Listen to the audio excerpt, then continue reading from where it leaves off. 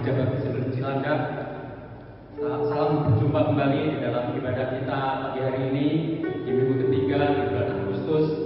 Saudara, tak terasa sudah sekian bulan kita tidak berjumpa karena gereja masih belum bisa melaksanakan ibadah secara offline. Oleh karenanya pagi hari ini kita akan tetap menyelenggarakan dalam streaming atau ibadah online.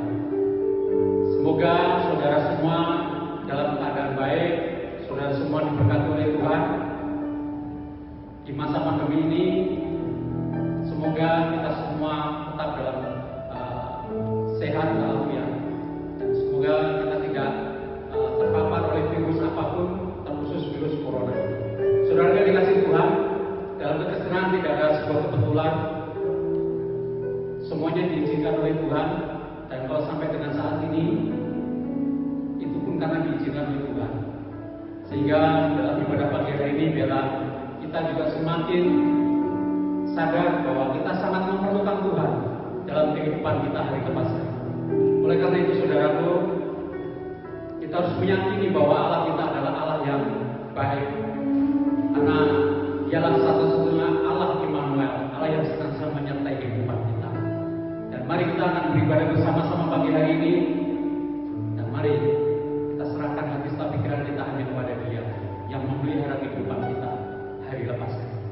Tapi sudah dikasih Tuhan, mari kita ambil satu sejenak, mari kita ucapkan syukur kita secara pribadi kepada Tuhan, karena kita memiliki Allah yang baik, yang senantiasa menyertai. Kami mengucap syukur pagi hari ini Tuhan, jikalau sampai dengan saat ini kami masih menyelenggarakan ibadah secara online, kami pun bersyukur semuanya Tuhan izinkan, dan semuanya Tuhan yang mengatur dalam kehidupan kami. Dan kami bersyukur kalau pagi hari ini kami masih boleh bernafas, kami masih boleh menikmati kehidupan Tuhan. Dan biar pagi hari ini kami pun boleh beribadah kepada Tuhan dengan benar. Oleh karena Bapa, kami mau menyerahkan ibadah kami pagi hari ini ke dalam tangan pengasihan-Mu, dan biarlah Engkau yang akan memberkati setiap kami, terkhusus jemaat Gereja Baptis Cilandak yang saat ini sedang berada di rumah untuk beribadah kepada-Mu ya Tuhan. Terima kasih Tuhan Yesus. Pagi hari ini kami mau menyerahkan ibadah kami dari awal, pertengahan hingga akhir hanya di dalam tangan pengasihan-Mu saja. Engkau adalah Allah yang baik, Engkau satu-satunya Bapa yang baik yang mengerti kebutuhan kami ya Bapa. Sampai dengan saat ini kami pun memuji-Mu Tuhan. Engkau adalah satu-satunya Allah yang baik bagi setiap kami. Terima kasih Tuhan Yesus. Haleluya. Haleluya. Haleluya. Amin. Mari Bapak Saudara semua yang dikasih Tuhan, mari kita awali ibadah pagi hari ini dengan satu pujian. Bapa, Engkau sungguh baik.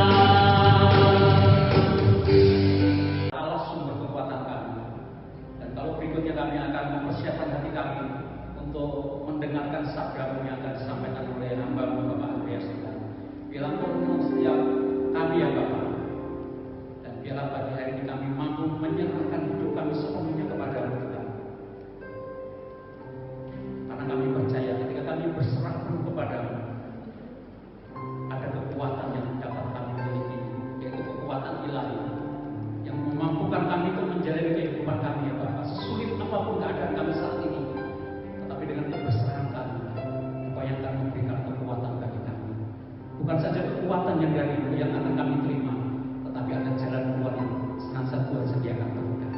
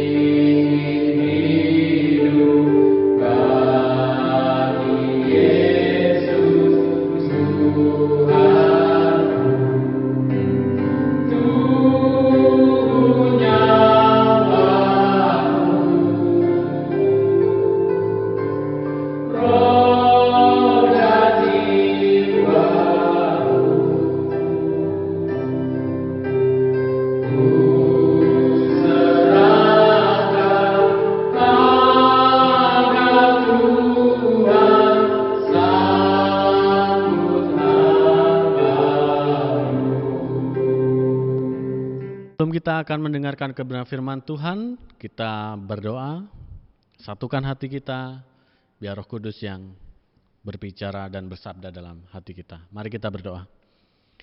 Allah Bapa kami yang bertahta dalam kerajaan surga, Tuhan Yesus Kristus, Allah Roh Kudus, kami mengucap syukur buat pagi yang indah ini, di mana Tuhan memberikan berkat anugerah kemerdekaan untuk bangsa Indonesia, sehingga kami menaikkan ucapan syukur kami di hadapan Tuhan. Ini semua karena anugerah Tuhan. Dan biarlah kami memaknai kemerdekaan ini dengan rasa ucapan syukur kami sebagai orang-orang yang sudah dimerdekakan. Kami mau memancarkan terang kasih Allah dalam hidup kami. Berkati pemberitaan firman Tuhan pada pagi hari ini dengan semangat dan sukacita yang daripada Allah, Roh Kudus yang akan menolong dan mengurapi hamba-Mu ini Tuhan. Berkati jemaat Tuhan yang berada di rumah dengan kasih karunia yang daripada Tuhan. Terpujilah nama-Mu Bapa, kami sambut kebenaran firman Tuhan dalam nama Tuhan Yesus Kristus. Haleluya. Amin. Shalom sekali lagi Bapak Ibu Saudara, kita sudah masuk di pertengahan bulan Agustus, di mana bulan-bulan penuh dengan kemerdekaan karena berkat sukacita yang daripada Tuhan, anugerah Tuhan memberikan kemerdekaan kepada bangsa Indonesia. Memang kalau kita jalan-jalan ke mall ya, tahun-tahun yang lalu itu ada diskon-diskon gitu ya. Nanti kalau bangsa Indonesia sudah 100 tahun mungkin diskonnya 100% gitu ya. Jadi kita terus bersyukur, terus bertambah di mana kemerdekaan yang luar biasa. Kalau saya boleh membayangkan, kita bisa flashback di tahun-tahun yang mungkin kalau kita mengalami di mana masa penjajahan itu tidak ada namanya kebebasan, tidak ada namanya sukacita, pastinya hal-hal yang tidak mengenakkan ya. Ketika kita berkumpul lebih dari 10 orang pasti nanti akan dicurigai. Bahkan ketika hasil rempah-rempah dari kekayaan bumi Indonesia harus store kepada penjajah. Itulah tidak enaknya berada di dalam kondisi tidak merdeka. Kalau kita melihat sejarah bangsa Indonesia, 350 tahun. Ya, bangsa Indonesia dijajah oleh Belanda. 350 tahun, waktu yang sangat lama. Ya. Setelah itu 3,5 tahun kita dijajah oleh Jepang. Sesama ras Asia kita dijajah, dan di situ banyak penderitaan. Ada kerja rodi, ada Romusa, disuruh membangun jalan, infrastruktur dari stasiun-stasiun kereta api dan lain sebagainya, tidak dibayar. Bahkan kadang-kadang banyak sekali data yang menunjukkan bahwa rakyat Indonesia banyak yang meninggal dalam masa penjajahan itu.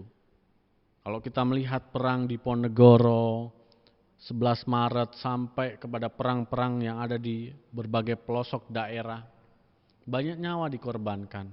Itu supaya kita merdeka, bebas melakukan segala sesuatu, berdiri di atas kaki sendiri dan menjadi bangsa yang berdaulat. Nah, kalau kita melihat data di Alkitab, ternyata di dalam Keluaran pasal yang ke-12, supaya kita bisa melihat di mana bangsa Israel, Keluaran pasal yang ke-12 ayat yang ke-40, Keluaran 12 ayat yang ke-40 saya akan membacakan bagi Bapak Ibu Saudara. Keluaran 12 ayat yang ke-40, lamanya orang Israel diam di Mesir adalah 430 tahun. Bayangkan saja Bapak Ibu Saudara, untuk membayangkan saja sudah ngeri ya, kalau bangsa Indonesia 350, ini 430 tahun. Mereka harus membangun piramid, mereka harus membangun gedung-gedung dan lain sebagainya dengan tidak digaji dan tidak dibayar. Bahkan ketika jumlah penduduk Israel itu semakin banyak, mereka ditekan dalam berbagai pihak. Tuhan melihat, Tuhan mendengar tangisan dan penderitaan bangsa Israel. Maka Tuhan memilih Musa untuk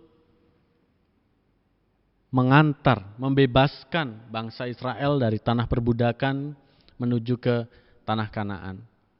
Tapi apa yang terjadi bagi bangsa Israel? Ketika sudah dipimpin dengan mujizat, ada 10 tulah, ada berbagai hal yang terjadi. Tapi mereka ada kata-kata yang menyakiti hati Tuhan, menyakiti Musa. Ketika di depan mereka ada danau yang harus dilalui, samping kanan, samping kiri ada pegunungan, ada padang gurun, dan di belakang tentara Mesir mengejar Israel. Banyak yang berkata lebih baik kita kembali ke Mesir saja. Di sana banyak makanan, minuman. Lebih baik kita jadi orang jajahan saja. Kalau kita tarik lebih dalam lagi, kebanyakan daripada orang percaya tidak disadari atau disadari. Terkadang kita pengen balik lagi kepada dosa-dosa kita. Tuhan sudah datang ke dunia, rela meninggalkan tahtanya, bahkan mati di atas kayu salib untuk memerdekakan kita. Tetapi apa yang terjadi? Terkadang kita, ya sudahlah, kita lebih baik mundur lagi ke dosa kita. Ya.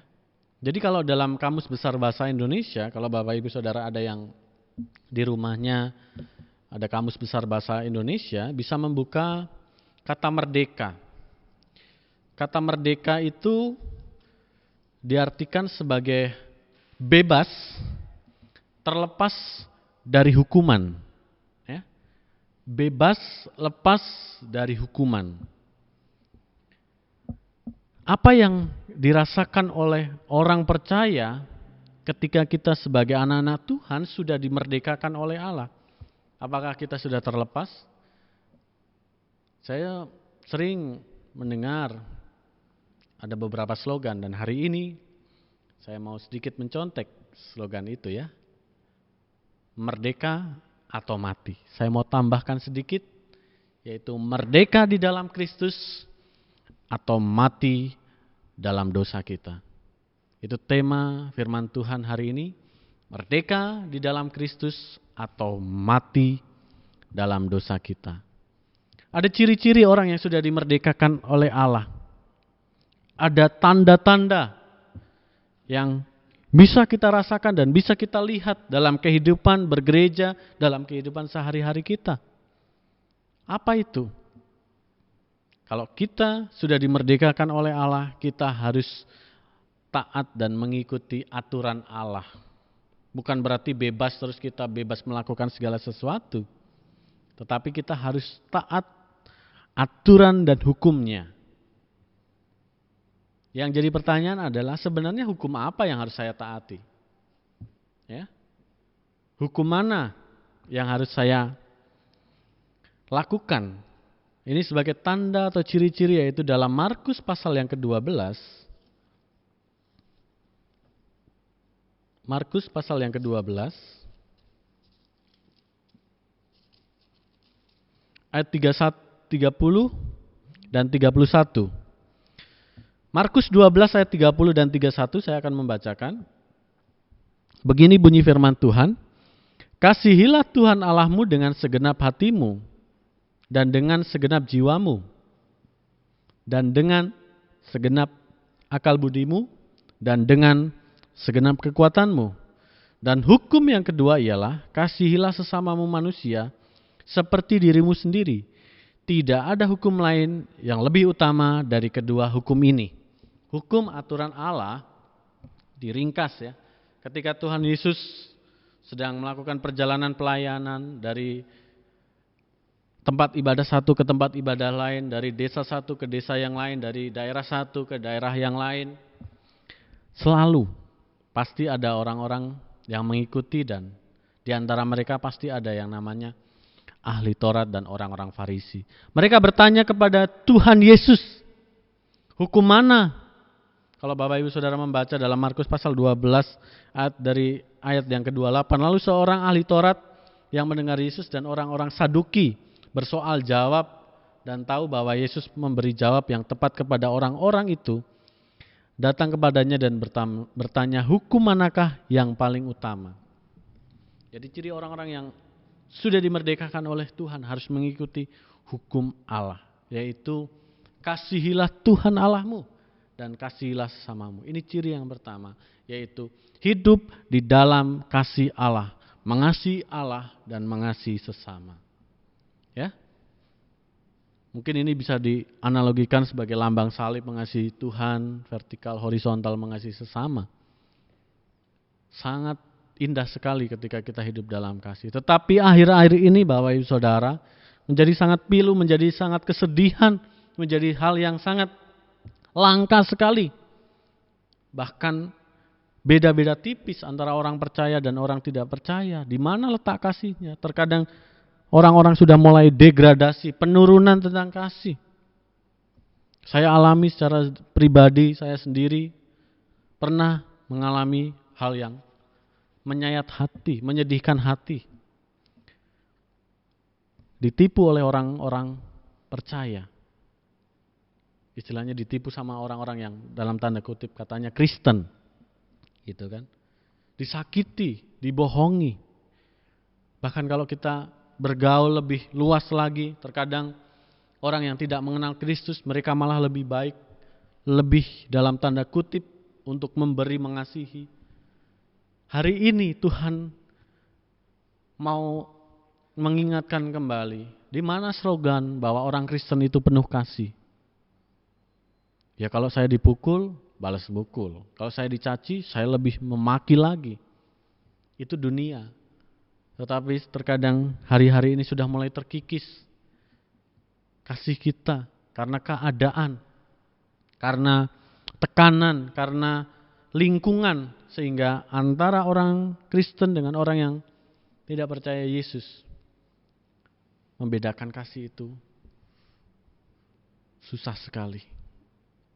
Hari ini kita diingatkan, kita sudah dimerdekakan oleh Tuhan Yesus Kristus, mati di atas kayu salib. Salah satu hal yang membuat Tuhan Yesus tetap berada di kayu salib itu bukan karena paku yang menancap di tangan atau kakinya, tapi karena dia ada kasih. Kasih Bapa yang sangat besar. Yohanes 3:16, karena begitu besar kasih Allah akan dunia ini, ada kasih di situ. Sehingga Allah datang ke dunia. Supaya apa? Supaya pengikut-pengikutnya, orang percaya, orang Kristen itu juga mempunyai kasih. Ya, jadi kesaksian kita dilihat dari tingkah laku kita tentang kasih. Banyak kejadian-kejadian, orang Kristen disakiti, orang Kristen dibenci, orang Kristen ditindas, orang Kristen dianiaya, tetap mendoakan dan mengasihi.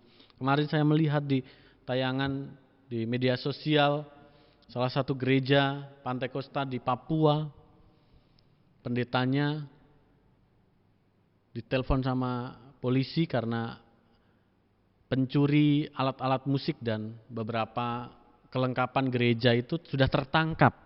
Nah, apa yang dilakukan oleh pendeta itu? Dia datang dan mengampuni, bahkan mendoakan supaya para pemuda-pemuda pencuri-pencuri itu boleh bertobat. Nah, mereka lebih lebih tergerak hatinya, tersentuh hatinya daripada kita membalas kejahatan dengan kejahatan. Yesus datang ke dunia karena kasih-Nya yang sangat besar. Kita ada di dalam dunia ini, sudah seharusnya kita sudah dimerdekakan, kita harus punya kasih yang daripada Bapa di sorga.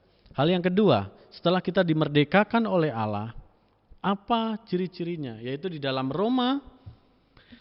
suratan Roma pasal yang ke-5 ayat yang ke-10, Rasul Paulus menuliskan suratnya kepada jemaat yang ada di Roma. Roma pasal yang ke-5 ayat yang ke-10, sebab jikalau kita ketika masih seteru diperdamaikan dengan Allah oleh kematian anaknya, lebih-lebih kita yang sekarang telah diperdamaikan pasti akan diselamatkan oleh hidupnya. Jadi ketika Tuhan Yesus memberikan hikmat kepada Rasul Paulus, dia berkata bahwa Tuhan Yesus memberikan konsep yang sangat luar biasa kepada Rasul Paulus, Rasul yang diberikan hikmat oleh Tuhan mengenai pengalaman-pengalaman pribadinya, bahwa Tuhan mendamaikan yang dulunya manusia dengan Allah berseteru. Terjadi di dalam Kejadian pasal yang ketiga ya, manusia jatuh dalam dosa, terjadi perseteruan antara Allah dengan manusia. Kita sudah diperdamaikan. Nah, ciri orang yang sudah dimerdekakan oleh Allah itu adalah damai dengan Allah dan damai dengan sesama. Nah, ini yang terkadang masih menjadi tanda tanya besar. Kasus-kasus yang sering terjadi, jemaat dengan jemaat belum berdamai. Suami dengan istri bukan kadang-kadang ya, sering dijumpai konflik-konflik yang belum didamaikan. Anak dengan orang tua, hamba Tuhan dengan jemaatnya, sering terjadi konflik, perseteruan sehingga kita tidak merdeka. Bayangkan saja kalau di lingkup yang paling kecil di keluarga, suami musuhan sama istri. Aduh, mau tegur sapa saja udah males sekali ya. Anak-anak lebih baik main di luar, lebih baik jarang pulang dan lain sebagainya karena berseteru dengan keluarganya. Orang-orang juga jarang ke gereja karena apa? Karena satu jemaat dengan satu jemaat yang lain berseteru.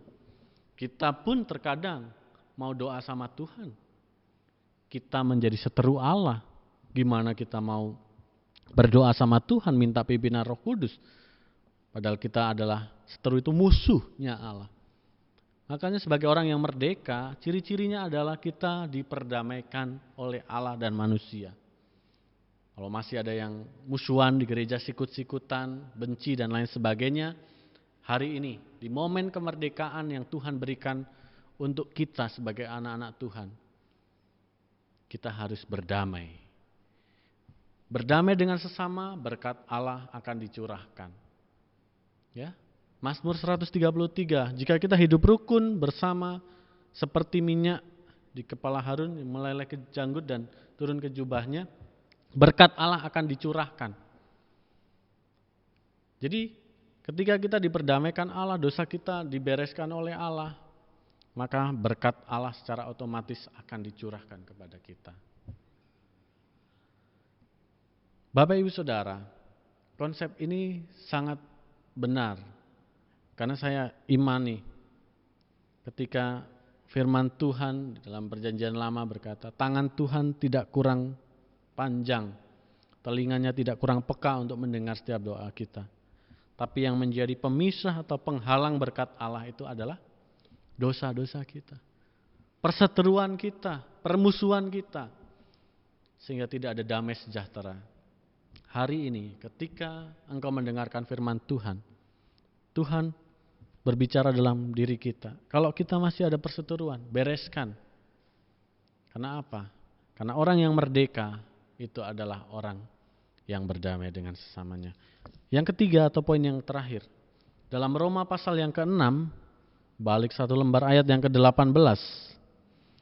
Ciri-ciri orang yang dimerdekakan oleh Allah yaitu Roma pasal 6 ayat yang ke-18, kamu telah dimerdekakan dari dosa dan menjadi hamba kebenaran.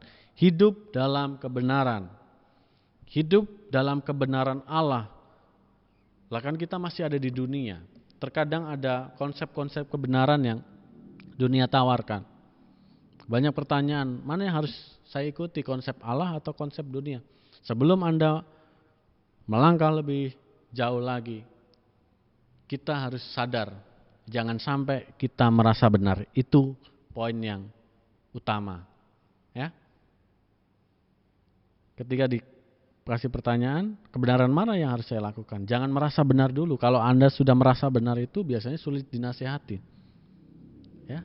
Kalau sudah punya konsep merasa paling benar, baik itu di hadapan Tuhan dan di hadapan jemaat, Anda akan susah ditegur. Orang yang merasa paling benar itu susah untuk dinasehati. Apalagi ketika dia sudah punya konsep yang menurut dia benar, itu akan susah untuk dikasih masukan atau diberikan sebuah hal yang membuat dia merasa sadar. Terkadang ayat-ayat firman Tuhan selalu diulang-ulang. Pembicara 1, pembicara 2, pembicara 3, hamba Tuhan 1, hamba Tuhan yang lain. Kadang-kadang mengulang-ulang ayat-ayat yang sama. Tetapi ketika kita punya kebenaran sendiri, ayat-ayat itu kadang-kadang hanya lewat begitu saja, Bapak Ibu Saudara. Maka daripada itu, ketika kita sudah dimerdekakan oleh Tuhan, hidup dalam kebenaran Allah, kebenaran yang dari firman Tuhan. Kalau Anda ditegur dengan kebenaran firman Tuhan, pernah selesai khotbah, kadang-kadang ada orang yang bilang, aduh, khotbahnya itu sangat pedas buat saya. Ya, ada yang merasa tersinggung dan lain sebagainya. Kalau Anda hidup dalam kebenaran Allah, bersyukur Tuhan bersabda secara pribadi, terima itu dengan kebenaran yang daripada Allah. Jangan merasa diri kita orang yang paling benar. Ya, terkadang saya melihat kalau orang di jalan ya, udah sen kanan beloknya kiri. Ya bukan hanya mama aja, sekarang bapak-bapak, adik-adik, siapapun itu, bukan hanya mama saja ya. Yang mama kadang-kadang, wah itu mama ketawa gitu. Sekarang pun bapak-bapak pun tidak luput daripada melakukan hal-hal seperti itu ya, karena nyetir sambil mainan HP gitu ya. Sennya masih ke kanan, tiba-tiba belok ke kiri. Dia merasa benar, terjadi kecelakaan dan lain sebagainya, ya merasa benar ya. Yang terjadi pastinya kembali lagi akan ada perseteruan, akan ada yang namanya kisru dan pertikaian. Kenapa itu terjadi? Karena kita belum hidup dalam kebenaran Allah. Banyak hal ketika Bapak Ibu Saudara membaca dari Kejadian sampai Wahyu,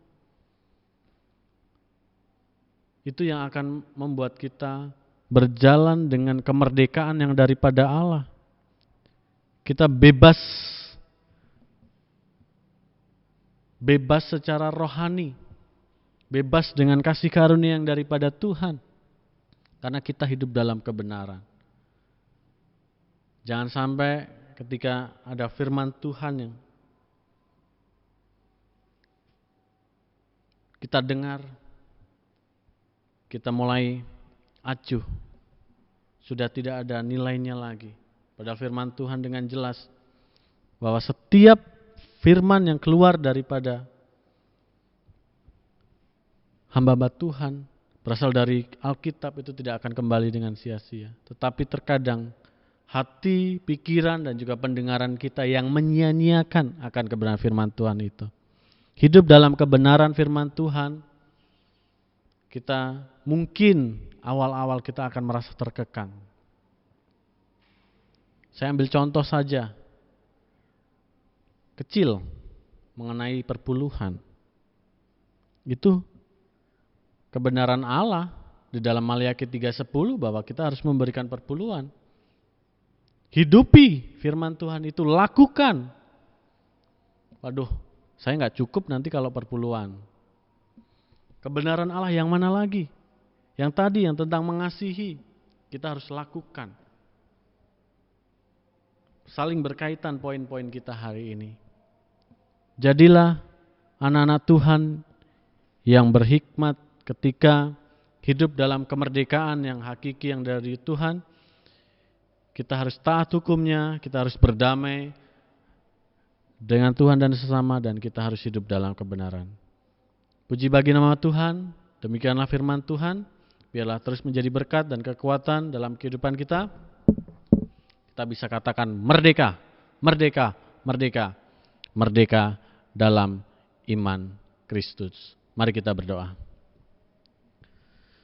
Bapa Surgawi, sabdamu sudah hamba sampaikan, biarlah setiap pribadi lepas pribadi yang mendengarkan sabda firman Tuhan hari ini boleh terberkati, boleh ditegur, boleh dikuatkan ketika kami hidup dalam kemerdekaan yang Tuhan anugerahkan dalam hidup kami.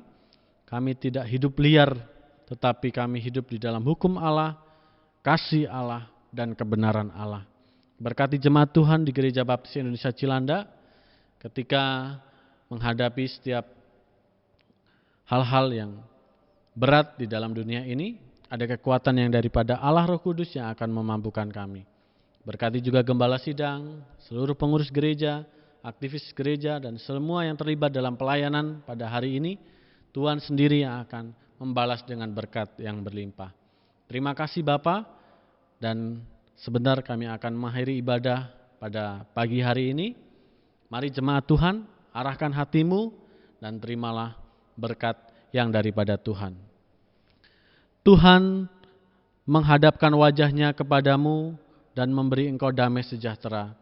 Tuhan menghadapkan wajahmu dan memberi engkau sukacita yang daripada Tuhan. Sekali lagi, biarlah berkat yang daripada Allah Roh Kudus, berkat sukacita, berkat yang Allah curahkan kepada Abraham, Ishak, dan Yakub juga akan tercurah kepada setiap pribadi lepas pribadi hari ini. Engkau tidak akan turun, tetapi engkau akan terus naik. Engkau tidak akan menjadi ekor, tetapi menjadi kepala, dan diberkati setiap tempat yang engkau pijaki, bahkan setiap tata usaha yang sedang engkau gumuli dan kerjakan. Tuhan buat berhasil, dan biarlah nama Tuhan yang semakin ditinggikan mulai hari ini sampai Maranatha. Dalam nama Tuhan Yesus Kristus. Haleluya. Amin. Tuhan Yesus memberkati kita semua. Amin. Persembahan dan persepuluhan dapat diberikan melalui transfer ke rekening GBI Cilandak BCA 6080414721 atas nama Milka Handayani.